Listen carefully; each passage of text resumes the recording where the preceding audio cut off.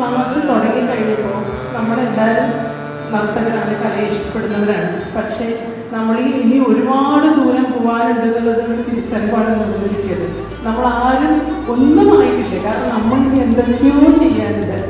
പിന്നെ ഇനി അതുമാത്രമല്ല, ലെജൻസിൻ്റെ ക്ലാസ്, അവരുടെ പെർഫോമൻസ്, ഇത്രയും ഇവിടുന്ന് അത് കണ്ടതിൻ്റെ സന്തോഷം. പിന്നെ നമ്മുടെ ഈ ഒരു ടീം കുട്ടികളൊക്കെ എനിക്കൊരു പവർപ്പായിട്ടാണ് വെച്ചാൽ ഞങ്ങൾ കുറച്ച് സീനിയേഴ്സ് നമുക്ക് കുട്ടികളെ കാണുമ്പോൾ നിങ്ങളുടെ ഒരു എനർജി അതൊന്നും പറയാണ്ട് വയ്യ.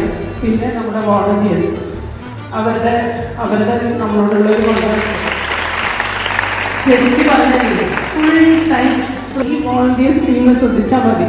ഫുൾ എനർജറ്റിക്കാണ്, എപ്പോഴും പ്ലസൻ്റാണ്. എന്താ പറയുക, ടോട്ടലി ശരിക്കും പറഞ്ഞാൽ ഈ 4 ദിവസം നമ്മൾ ശരിക്കും എൻജോയ് ചെയ്തു.